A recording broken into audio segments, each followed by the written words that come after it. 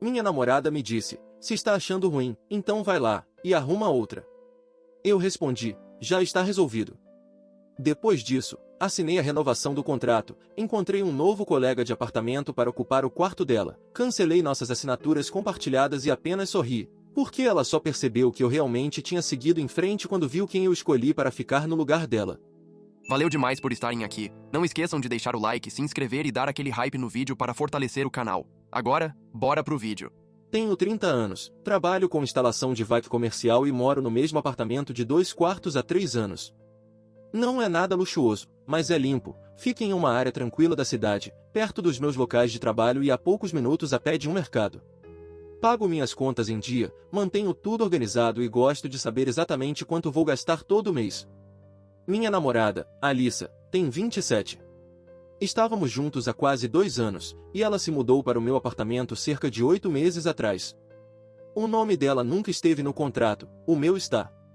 Combinamos que ela me transferiria metade do aluguel e das contas todo mês, pelo menos essa era a ideia. Nos 2 primeiros meses funcionou. Depois, os pagamentos começaram a atrasar, nada absurdo, mas sempre acompanhados de uma explicação. O gerente cortou as horas dela, o seguro do carro aumentou, precisou ajudar a irmã com uma emergência. Era sempre temporário, sempre mês que vem normaliza. Eu cobria a diferença porque podia. Meu salário é estável, sempre tem hora extra, e eu não queria ficar cobrando cada centavo de alguém com quem eu me importava. O problema maior não era o dinheiro, era a postura. A Alissa tinha um jeito de transformar qualquer discussão em disputa de poder. Se eu mencionava o aluguel atrasado, ela revirava os olhos e dizia que eu estava agindo como proprietário, não como namorado. Se eu pedia aviso antes de trazer amigos, ela dizia que não era mais só meu lugar, mas, tecnicamente, era. A explosão aconteceu numa terça-feira à noite. Eu tinha acabado de voltar de uma instalação de 10 horas, sujo de poeira de isolamento, quando abri meu e-mail e vi que o pagamento automático da internet tinha sido recusado, de novo. 2 meses antes, ela tinha trocado o cartão cadastrado para provar que estava contribuindo mais. Quando perguntei o que tinha acontecido, ela não pediu desculpa, ela riu. Você é dramático demais, é só Wi-Fi. Eu disse que não era sobre o Wi-Fi, era sobre responsabilidade. Foi aí que ela passou do limite. Se você está tão insatisfeito, então vai lá, arruma outra. Ela falou como se estivesse me desafiando. Houve um segundo de silêncio em que eu poderia ter discutido, poderia ter tentado acalmar, mas em vez disso, olhei para ela e disse algo que nem tinha planejado. Já está resolvido. O sorriso dela vacilou por meio segundo, depois ela soltou um riso debochado, achando que era blefe. O que ela não sabia é que, 3 semanas antes, depois do terceiro atraso no aluguel, eu já tinha começado a me preparar. Conversei discretamente com o escritório da imobiliária, e já tinha alguém em mente para ocupar o quarto. Algumas semanas antes daquela discussão, encontrei um antigo colega do curso técnico, Marcos, 31 anos. Ele trabalha no departamento de água da cidade, emprego fixo, e tinha acabado de sair de um relacionamento. A ex ficou com o apartamento, e ele estava dormindo no sofá do primo. Tomamos uma cerveja, colocamos a conversa em dia, e ele comentou que precisava de um lugar urgente. Na hora eu não falei nada, mas naquela mesma noite, depois que a Alissa me transferiu o aluguel 5 dias atrasado com a legenda "Não fica bravo", algo mudou dentro de mim. Não era o valor, era a falta de seriedade. Na manhã seguinte, fui até a imobiliária e perguntei quais eram minhas opções para renovar o contrato em 6 semanas já com um novo colega. Disseram que não haveria problema, já que eu era o titular. Checagem de antecedentes, papelada normal. Eu não contei nada para ela, só comecei a observar melhor. Cada vez que ela dizia "agora é nosso lugar", eu lembrava que ela nunca falou com a imobiliária, nunca resolveu uma conta sem dar problema e nunca assumiu o erro sem inverter a culpa. Quando ela soltou "então vai lá, arruma outra", achou que era só mais uma frase jogada no ar, sem consequência. Ela não percebeu que eu já tinha me desligado emocionalmente semanas antes. Depois que eu disse "já está resolvido", ela riu e perguntou o que aquilo significava. Eu dei de ombros. Eu não faço ameaças, eu faço ajustes. Ela revirou os olhos e voltou a mexer no celular como se o assunto tivesse acabado. Na manhã seguinte, mandei mensagem para o Marcos perguntando se ele ainda estava procurando lugar. Ele respondeu em menos de 2 minutos. Naquela mesma tarde, enviei e-mail para a imobiliária confirmando que renovaria o contrato sozinho e incluiria um novo colega a partir do mês seguinte. Eles mandaram os formulários. Preenchi tudo no horário de almoço, no trabalho. Enquanto isso, Alissa postava stories do nosso sofá como se nada tivesse mudado. Ela não fazia ideia de que tinha acabado de se retirar sozinha do apartamento, e o que realmente iria incomodá-la depois não era o fato de eu ter arrumado outra pessoa para morar ali, era quem ela descobriria que eu escolhi em seguida. Quando a papelada começou a andar, mantive tudo normal na superfície. Não discuti mais com a Alissa, não toquei no assunto dinheiro, não reagi quando ela soltava comentários como: talvez eu devesse ir morar num lugar melhor se aqui é tão estressante para você. Ela ainda achava que tinha vantagem.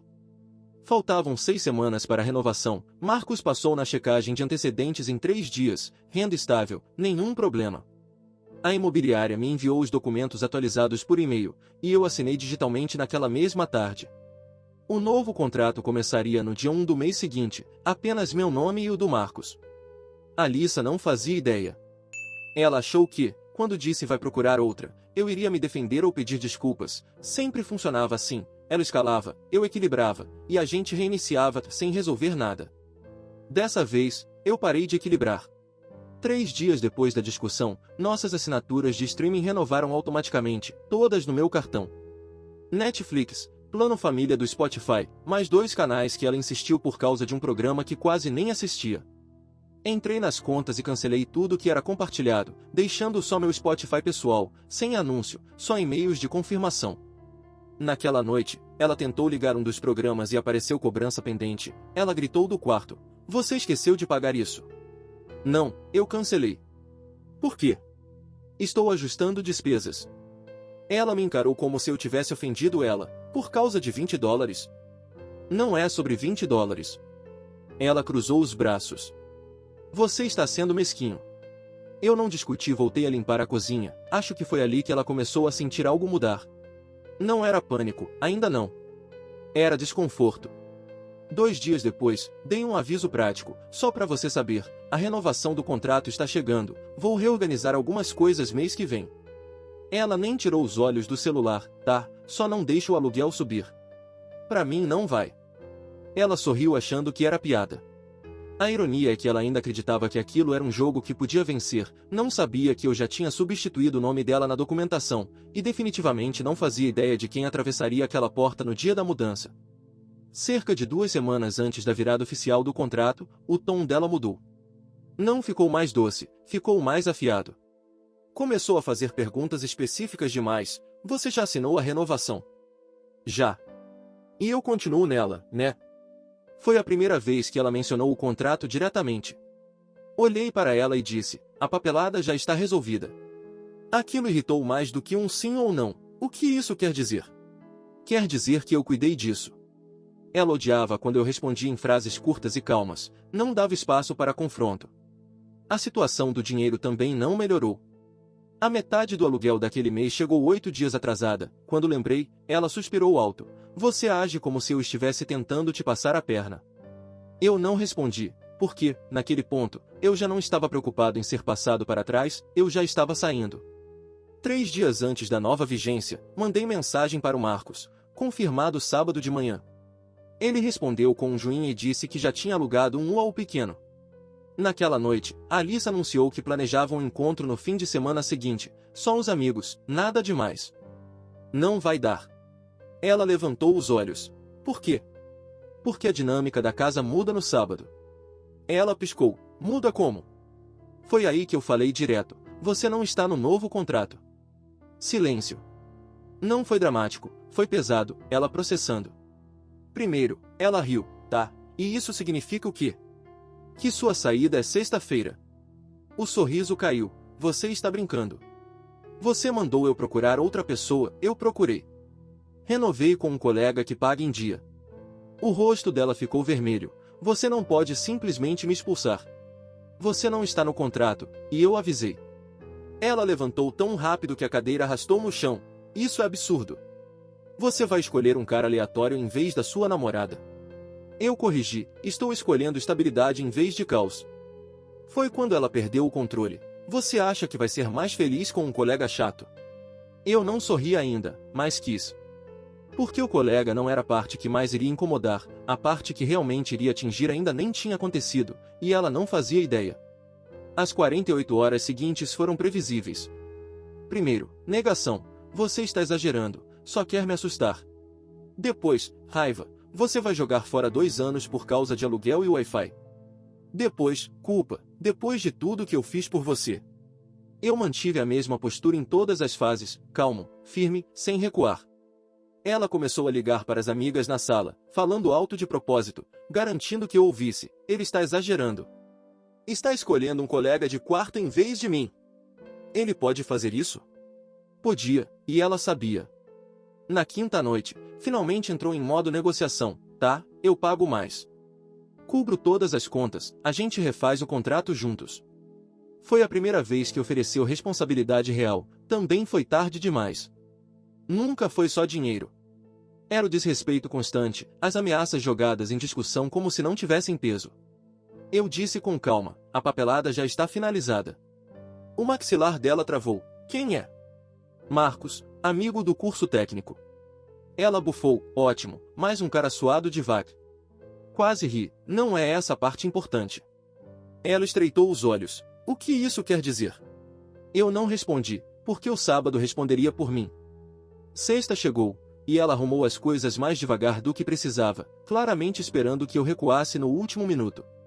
Ficava rondando, soltando comentários como: você vai se arrepender, boa sorte com sua vidinha entediante. Eu não discuti. Levei uma das caixas até o carro dela, não por gentileza, por eficiência. Quando saiu, não bateu a porta, não chorou, parecia irritada, como se ainda achasse que aquilo era temporário. Sábado, 9 horas, Marcos chegou com o UOL, e ele não estava sozinho. Essa foi a parte que Alissa não calculou. 2 horas depois, ela voltou sem avisar, dizendo que tinha esquecido a chapinha. O timing pareceu intencional. Entrou e parou. Marcos estava levando caixas para o quarto vazio, e na cozinha, ajudando a organizar os utensílios, estava a irmã mais nova dele, Jenna. Antes que alguém imagine coisa errada, eu não estava saindo com ela. Tinha conhecido Jenna anos antes, num churrasco. Ela tinha acabado de se transferir para um curso de enfermagem no centro e precisava de um lugar temporário até a liberação da moradia estudantil. Marcos mencionou isso quando falamos do quarto. Fazia sentido prático, dividir o custo em 3 no primeiro mês, depois só ele. Logística, mas aparência importa. Por volta das 11 horas, quando Alice entrou, a cena não era a que ela esperava.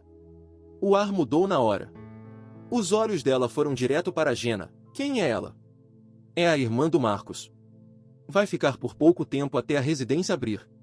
Alice olhou para os dois como se estivesse tentando resolver uma equação. Você já colocou outra garota aqui? Marcos parou no meio do passo, confuso. Oi, eu sou o Marcos. Ela ignorou. Você nem conseguiu esperar uma semana. Foi aí que eu entendi. Ela não estava chateada pelo contrato, nem pelo término. Ela estava incomodada porque não controlou a transição. Mantive a voz estável. Você mandou eu procurar outra, eu procurei colegas confiáveis. Ela riu seco. Ah, por favor, isso é vingança. Jenna levantou uma sobrancelha, mas ficou quieta. Alissa se aproximou de mim e baixou o tom. Isso é sua revanche? Não. É reestruturação. Ela odiava essa palavra agora. Olhou em volta. O sofá já estava reposicionado, as contas de streaming estavam desconectadas na TV, a internet estava novamente só no meu nome. O lugar parecia diferente, mais organizado, mais sólido. Ela pegou a chapinha no banheiro e voltou para a porta. Você vai se arrepender quando perceber que perdeu alguém que se importava. Eu não reagi, porque se importar não se parece com pagamento recusado e ultimato. Ela parou no batente, olhou para Jenna mais uma vez, e ali apareceu algo real no rosto dela. Ciúme. Não porque eu tinha substituído ela romanticamente, mas porque substituía a posição dela sem hesitar, e ela não era mais o centro do apartamento. Depois daquele sábado, o clima mudou. Não ficou mais barulhento, nem tenso. Ficou estruturado. Marcos era o tipo de colega que etiquetava as caixas e me enviava a parte do aluguel antes mesmo de eu lembrar. Jenna ficava focada nos módulos de enfermagem e na preparação para os plantões. Educada, organizada, fora a maior parte do dia. Sem comentários passivo-agressivos sobre compras, sem visitas surpresa em noite de semana, sem desculpas para atraso. Pela primeira vez em meses, meu apartamento parecia meu de novo. Alissa ainda não tinha terminado. 3 dias depois do episódio da chapinha, às 23h42, ela mandou mensagem. Então você simplesmente seguiu em frente assim? Não respondi. 10 minutos depois, ela vai ficar a longo prazo? Continuei sem responder. Na manhã seguinte, enviei algo simples. Não te devo mais satisfação da minha vida. O tom mudou na hora. Uau, frio. Fiquei olhando aquela palavra por alguns segundos. Frio teria sido expulsá-la sem aviso. Eu dei data de saída, mantive a calma, não prolonguei. Mas, na cabeça dela, eu não deveria ter agido de verdade. Mais tarde naquela semana, ela apareceu de novo sem avisar. Marcos abriu a porta antes que eu chegasse. Ah, oi. Ela entrou como se ainda morasse ali. Preciso pegar o liquidificador. Estava na bancada. Ela poderia ter mandado mensagem. Em vez disso, caminhou devagar pelo apartamento, olhando tudo. O sofá em outra posição, a mesa de centro sem as revistas dela, o espelho do corredor sem os bilhetes colados. Não era só que ela tinha saído. Era que nada tinha parado por causa disso. Ela parou na cozinha, onde Jenna estudava. Vai ficar quanto tempo? Jenna respondeu tranquila, cerca de 1 mês, até abrir a moradia do campus. Alissa forçou um sorriso. Que bom, ganhar lugar para morar assim. Entrei antes que escalasse. Ela está pagando a parte dela. O maxilar dela travou de novo, então me encarou. Você realmente acha que isso é melhor? Respondi com honestidade. É pacífico. Essa palavra pesou mais do que qualquer ataque. Pacífico era tudo que nosso relacionamento não vinha sendo. Ela pegou o liquidificador e saiu sem falar mais nada. Foi aí que percebi algo. Quando disse vai procurar outra, ela achou que estava me testando, mas quem estava sendo testada era ela, e falhou. Depois do episódio do liquidificador, entendi outra coisa. Enquanto eu respondesse, ela continuaria voltando. Já não era sobre o apartamento, era sobre acesso. Acesso a mim, ao espaço, à estabilidade que ela sempre presumiu que estaria ali. 2 noites depois, outra mensagem. Sinto falta de falar com você. Não respondi. Depois, você realmente acabou assim. Li aquilo sentado à mesa da cozinha, Marcos do outro lado, organizando as contas do mês. Ele já tinha transferido a parte do aluguel do próximo mês. Jenna no sofá, revisando flashcards. O contraste era gritante. Sem drama, sem disputa, só adultos resolvendo logística. Foi ali que decidi fechar a porta de vez. Escrevi uma única mensagem. Isso não é mais produtivo. Estou seguindo em frente, preciso que você respeite isso. Ela respondeu em segundos. Então é isso. Não respondi. Entrei nas configurações do celular, bloqueei o número, Instagram, Snapchat, Venmo. Não foi emocional, foi administrativo. Marcos olhou quando larguei o celular. Tudo certo? Sim, só resolvendo pendências. O silêncio no apartamento parecia sólido. No dia seguinte, ela tentou contato por um amigo em comum. Ele disse que Alissa achava que eu tinha sido injusto ao cortar acesso. Respondi uma vez, não há mais nada para discutir. Silenciei a conversa. 2 dias depois, bateram na porta. Quando olhei pelo olho mágico, vi Alissa, e decidi não abrir. Ela bateu de novo. Depois mandou mensagem para o Marcos, aparentemente pegando o número num grupo antigo. Pode dizer para ele parar de ser imaturo e falar comigo? Marcos me mostrou a mensagem e balançou a cabeça. Quer que eu resolva? Já está resolvido. Ele bloqueou também. Do outro lado da porta, ouvi ela dizer que eu nunca encontraria alguém que me tolerasse como ela tolerava. Foi a última vez que ouvi a voz dela diretamente. Porque quando alguém diz então vai procurar outra, não controla o quão limpo você faz isso. A partir dali, ela teve 0 acesso. Sem mensagens, sem visitas, sem itens esquecidos. Só silêncio. Bloquear deveria ter sido o fim, logicamente, foi. Emocionalmente, levou cerca de 1 semana para ela perceber que não era blefe. O primeiro sinal veio por um amigo em comum, Tyler. Ele mandou mensagem dizendo que Alissa estava perguntando se eu já estava saindo com alguém. Respondi simples, não estou discutindo minha vida pessoal. O que era tecnicamente verdade, e não tinha nada com a Jenna, deixo isso claro. Ela se mudou para a moradia do campus exatamente quando disse que faria, pagou a parte dela, saiu sem drama. O que mudou foi interno. Quando Jenna saiu, Marcos e eu reorganizamos o apartamento de novo. Transformamos o quarto extra em um escritório compartilhado, ele montou uma estação de trabalho com mesa e prateleiras, e eu coloquei uma mesa de projetos perto da janela para planejar trabalhos e organizar metas. Já não era só sobre dividir aluguel, era sobre avançar.